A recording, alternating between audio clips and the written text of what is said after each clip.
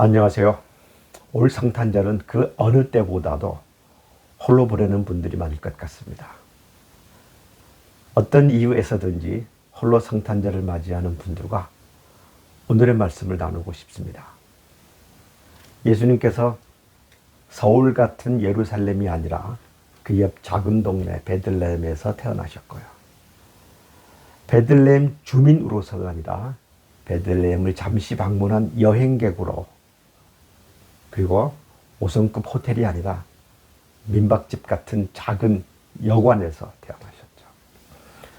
그 여관의 방이 아니라 바깥 마구간에서 태어나셨죠.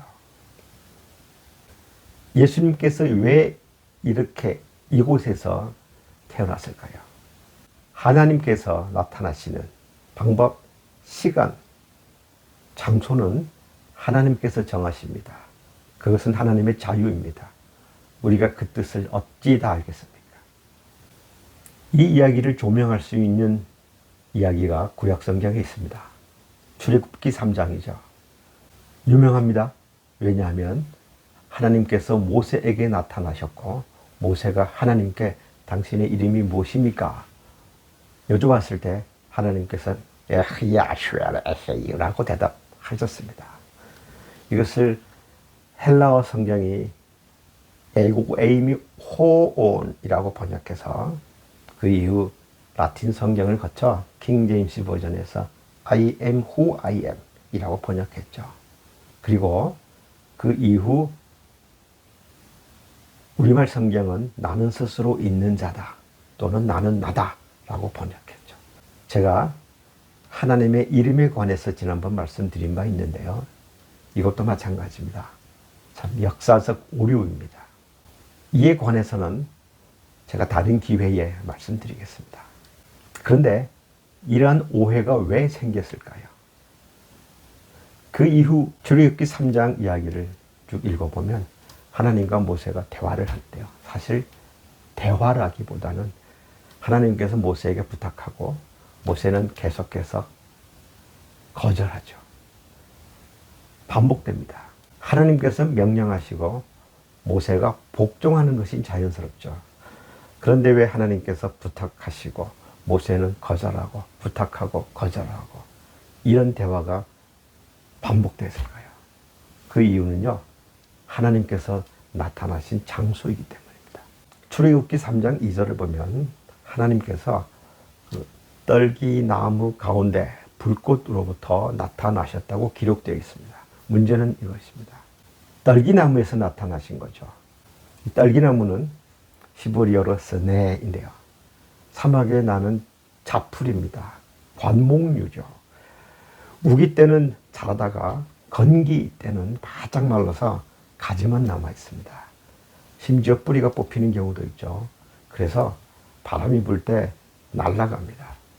그러다가 서로 부딪혀서 탈 수도 있고요. 자연 발화됩니다.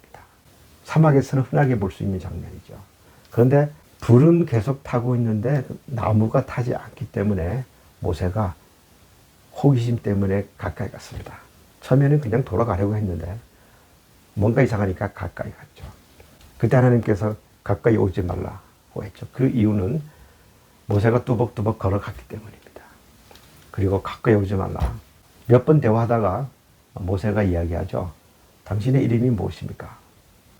사실 이것은 굉장한 결례입니다. 특별히 이스라엘 문화권, 아랍 문화권에서는 더 심합니다. 10계명에서도 하나님의 이름을 망령 때 일컫지 말라. 이것을 다르게 번역하면 하나님의 이름을 함부로 부르지 말라입니다. 그만큼 하나님의 이름을 여쭙는 것은, 물어보는 것은, 확인하는 것은, 이것은 결례 중에 결례입니다. 왜 이런 일이 일어났을까요? 그것은요, 하나님께서 다시 한번 말씀드리지만 그 자풀에서 나타나시기 때문입니다. 우리가 여기서 고대 그 아랍권, 메소포타미아, 이집트도 마찬가지인데요. 어떻게 보면 우리나라도 그렇고 아시아도 그렇고 사실 종교가 있는 곳에, 신을 숭배하는 곳에 항상 중요한 개념들이 있습니다. 대부분의 종교에서는 신이 나타나는 장소, 그 장소가 신의 성격을 이야기합니다. 예를 들어서 천둥과 함께 나타나거나 화산 폭발과 함께 나타나거나 또는 바다의 파도, 폭풍 속에 나타나는 경우 바로 그것이 그 신의 성격을 이야기하죠. 능력이나 하는 일이나 역할이요. 또는 사람과의 관계에서 나타나는 장소가 아주 중요하죠. 그래서 일반 종교에서는 그 나타나는 신이 그 장소에 국한되는 경우가, 즉 제한되는 경우가 많죠. 한국도 그렇지 않습니까? 산에 있는 신은 산신령이고요. 바다에 있는 신은 용왕이고요. 그러나 전 어릴 때 많이 들었지만 부뚜막 귀신도 있고요. 또는 뒷간 귀신도 있거든요. 그런 귀신들은 바로 그 장소에 제한이 됩니다. 그 귀신이 다른 데 가면 힘을 잃죠. 힘을 발휘하지 못합니다. 이것이 그 고대 그 세계, 현대 세계도 마찬가지인데 큰 차이 없습니다. 그 신에 대한 관념이었죠. 아마 모세도 그랬을 겁니다.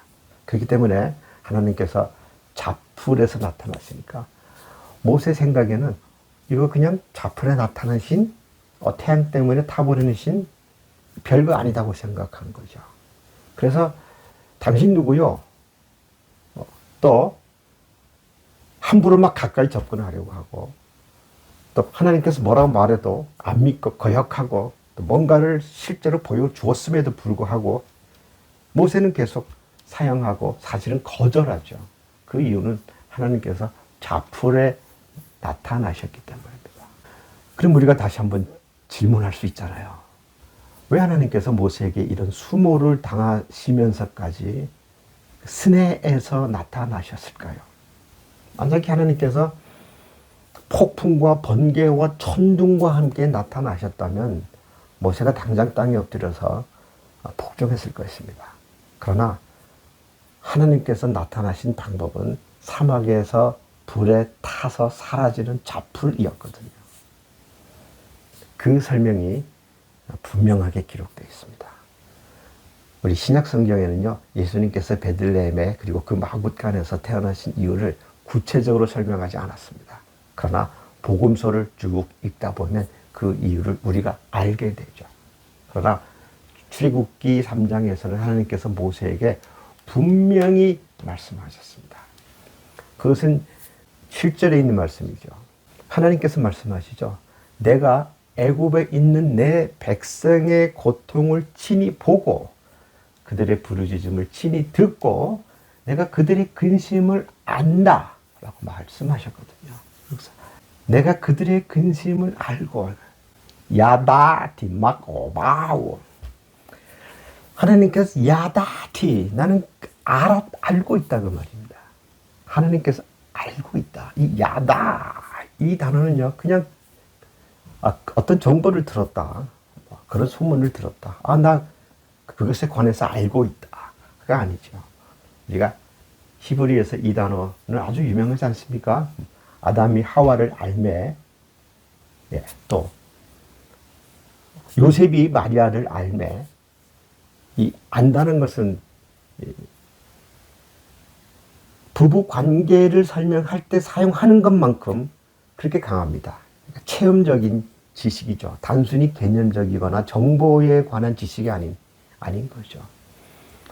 하나님께서 이스라엘 백성의 근심, 그들의 슬픔, 그들의 외로움을 안다, 야다티라고 했을 때 그걸 직접 체험했다는 것을 말씀하시는 겁니다. 체험하셨다는 것을 모세에게 보여주시기 위해서 그 애굽 왕을 상징하는 그 태양신, 그 태양에 의하여 타 없어지는 자풀, 그 스네. 그래서 하나님께서 친히 나타나신 것이죠. 이것은 애굽 왕 바로에게 고통당하는 이스라엘 백성의 그 고통을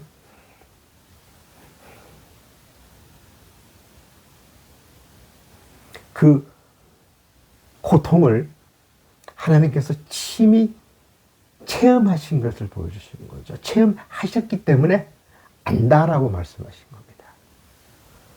그래서 자풀에 나타나신 거죠.